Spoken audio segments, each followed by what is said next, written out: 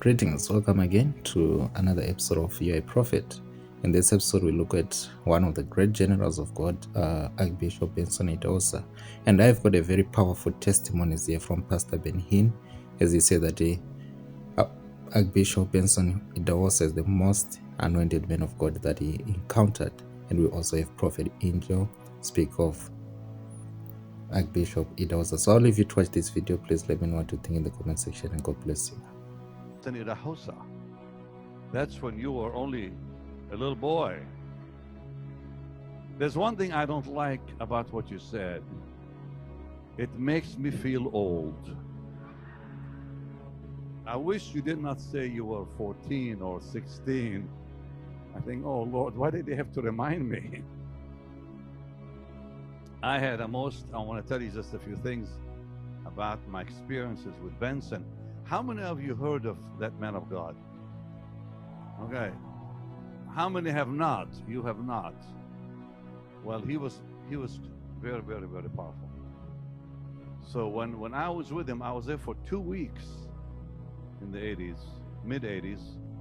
We were in Lagos, Ibadan, Kaduna, and it was powerful what God did. But that man of God, very anointed, like beyond what I've seen in my lifetime. Truly. I had him come speak for me in Orlando, and he said, and I was just reminded by someone who saw the clip. He was preaching for me. He would wear these beautiful robes, and he gave me one every day. I looked like the Pope. One day it was a blue robe, the next day it was yellow, the next day it was green and yellow and blue. And it was wonderful because it was so hot in the meetings that all to do to get cool is just do this. Get some air flowing, you know. But Oral told me this now. I didn't see this part. But the president of Nigeria at the time had said to Benson, he said, we need rain. We have not had rain. Now, Oral Roberts was with him that day in Nigeria. And he said to the president, you will have rain in 2 hours. It had not rained for months. He said, you will have rain in 2 hours. And Oral said it poured in 2 hours. You know, you just don't see that. But that man, I will never forget. He prayed for a young man with asthma. We were sitting at what is called you were with me, a phone center is the old things where you put all the plugs in the old-fashioned stuff, you know, so you had to wait a little while before you got a call. So this young man comes and gets on his knees and says, Papa, I have asthma. And Benson said, open your mouth, and he did. And I never seen this in my life. He slapped that man. He says, you're healed. And he just slapped him like hard. Wham! And guess what? The asthma was gone.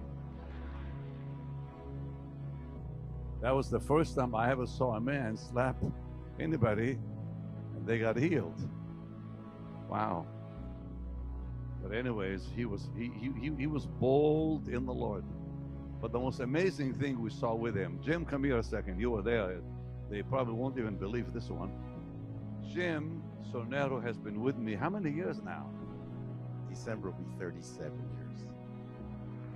He's a saint, this man. So we are flying to Kaduna.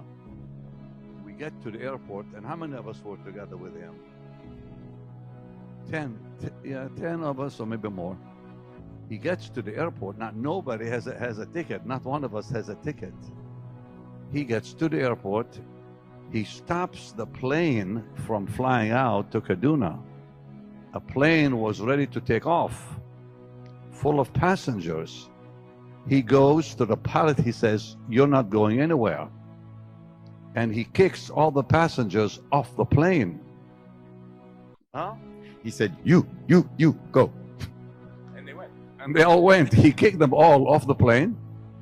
He says to us, come on, take the first class cabin. So we filled the first class cabin. And then he goes down, and there's a line of people had been kicked off by him. And he says, you go. And they fill the plane. And then he says, you, go home. There was a few of them that could not get in. He looks at the pilot and says, now you can take off. I thought, what power this man has. He controls the airport. Things like that. So it was quite interesting, I must say. But he's in heaven now, and he left his impact on all of us. The great patriarch of our ministry, Benson Idahosa, sees the plan. He says, come back. You left Idahosa. They stood there. The people are standing there. The same man of God, let's get in the car. He remains standing there like this. It disappears out of scene. 20 minutes later, is it not the same plane? It landed there. The driver doesn't know why he's there. The pilot, he has no why. The driver, this one is wondering, he landed the plane, and they went with him on the flight. When he got to the entrance of the flight, say, hey, he had left me. This plane is safe because of me.